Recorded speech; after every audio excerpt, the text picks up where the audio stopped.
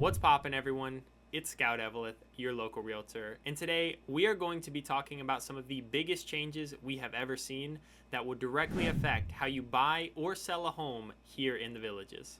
We will be going in depth about what these new changes are, how things will be different going forward, and how this will directly affect you the next time you buy or sell a home. So if you're thinking about buying, selling, or just wanting to stay up to date on everything that's happening here in the Villages, make sure you smash the like button and subscribe to the channel so you don't miss out. Thank you all so much, and let's get right into it. So first and foremost, let me clarify for the record that the changes we are about to discuss are not changes made by me, Scout Eveleth, Realty Executives, my brokerage, or the Villages, Florida as a whole. These changes have already been made and will be required anywhere you decide to buy or sell a home here in the United States.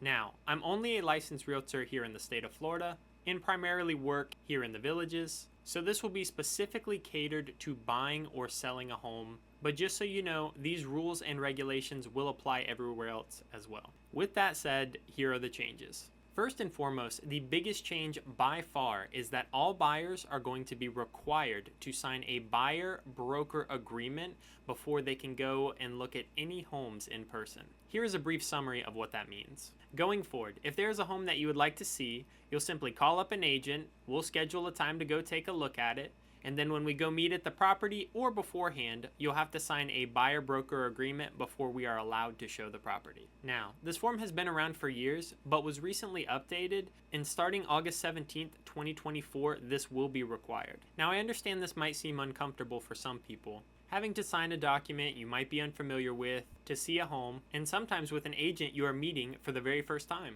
This is why it's very important to find an agent you both like and trust before going and checking out homes in person. Regardless, the goal of this new form is to create clarity between the buyer and buyer's agent about their obligations, working relationship, and compensation. For example, this document outlines my obligations to you, my compensation for my services, and ensures that we are on the same page about everything from the very beginning. Now, working with me, this agreement could be for one home, one day, 1 week, 1 month. It doesn't really matter. I figured we would agree on something small in the very beginning. Then, depending on how long you plan to search for a home and how we like working together, we could figure out the rest and readjust from there. Like I said, the goal with this new form is to create clarity between the buyer and buyer's agent about their working relationship, obligation to one another, and how compensation will be handled. The next big change that I've been hearing a lot about is how sellers are now able to negotiate their commission with agents when selling their home. However, I don't actually see this as a new change, and here's why. The amount of compensation a seller is paying an agent has always been completely negotiable. And if they chose to offer buyer agent compensation as well, that's totally up to them. Now, usually a listing agent will charge a certain amount, and this will get equally split amongst the listing and buying agent to help get your home sold. But now, some people are saying they no longer have to offer buyer agent compensation. But again, this has always been true, including offer buyer agent compensation if they just didn't want to. Sellers were never required or obligated to do anything, including offer buyer agent compensation if they chose not to do so. But, and this is an extremely big but, if they chose not to do so, the end result could be drastically different. And here's why. For example, if you have scenario A and scenario B, and in scenario A, you choose to offer buyer agent compensation, but in scenario B, you choose not to offer buyer agent compensation, it's not as simple as in scenario B, you just end up making more money or saving more money. It's definitely a bit more complicated than that. At the end of the day, do whatever you feel is best, but just know that not offering buyer agent compensation will certainly make it more challenging for some buyers who may be trying to purchase your home. Like if a buyer couldn't afford to pay compensation and the seller wasn't offering anything, they might end up looking elsewhere to try and be able to purchase a home. However, what happens if a seller is not offering enough or any compensation and a buyer does end up wanting to purchase that specific home? If there's a gap between what the seller offers and what I end up charging for my services, we will definitely plan and strategize the best way to handle it. You could always ask the seller to see if they would be willing to cover the buyer's agent compensation or cover the difference if they were offering something but it wasn't quite enough. You could also include this as part of your offer or end up starting a little bit lower and negotiating it in one way or another. In the end, I believe it will all be part of the negotiation process, and don't worry, I'll be there to guide you through every step of the way. Now let's say we find a property where the seller is offering less than what I normally charge.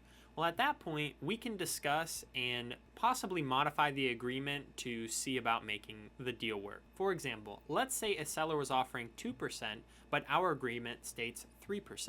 I might be willing to accept that 2% without you having to cover the difference. However, this is going to vary so much and be case by case. And if the sellers weren't willing to cover any type of compensation at all, then at that point the buyers may be required to step in if they did want to proceed with this specific house. But overall, I believe flexibility is going to be key here. We'll always discuss your options to make sure that you're okay with the price and terms, and work to make sure we get the best possible deal for you when you decide to purchase a home. Now, let's get back to some of the new changes. Another major change is that compensation will no longer be displayed on the MLS. Simply put, the MLS, or multiple listing service, is where realtors like myself go to list homes where other realtors and buyers can see that they are for sale. Previously, you could see how much compensation was being offered to a buyer's agent. However, this is no longer the case. This means that buyers, and more specifically buyer's agents, are just going to have to do a little bit more legwork. So anytime a buyer wants to go check out a home, I'll be sure to reach out to the listing agent so that way we can get all the details on everything that's being offered, including compensation. Again, this is not something the buyers will have to worry about. The buyer's agents should be handling all of this behind the scene through texting, calling, email. They should be taking care of all of this.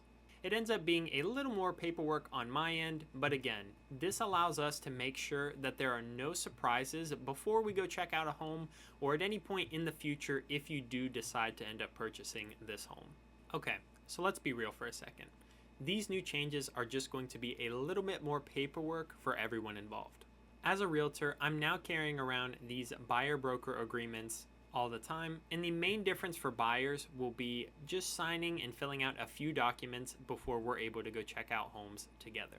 I'll make sure to handle reaching out to the listing agent to verify compensation, booking a time for us to go check out the home, and getting any questions answered that you might have or I might have either before, during, or after we go check out the home together. At the end of the day, these new forms are all about protecting you and making sure everything is crystal clear when you're working with buyer's agents in the future. We're certainly entering a new normal for the world of real estate, but don't worry, even though some of these changes are definitely significant, it's certainly not the end of the world.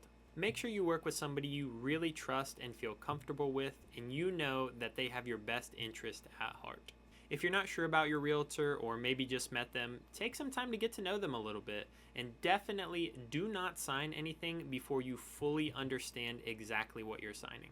Sometimes a quick meetup or phone conversation can make you feel so much better and so much more informed about who you're working with. Remember, at the end of the day, we're all adjusting, buyers, sellers, and realtors alike. The key is to stay informed, stay flexible, and now more than ever, make sure you hire a true professional, somebody who feels comfortable and confident about navigating you through these new changes. I'm here to make sure that you're not just surviving the changes, but thriving the next time you decide to buy or sell a home here in the Villages, Florida.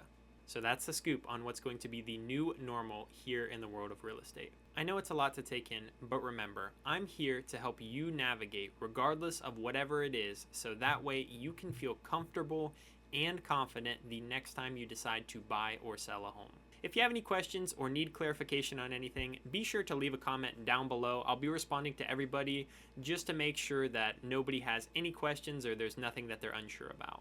I hope you found this video helpful or enjoyable. If you did, be sure to smash the like button and subscribe to the channel. And thank you all so much for watching, and until next time.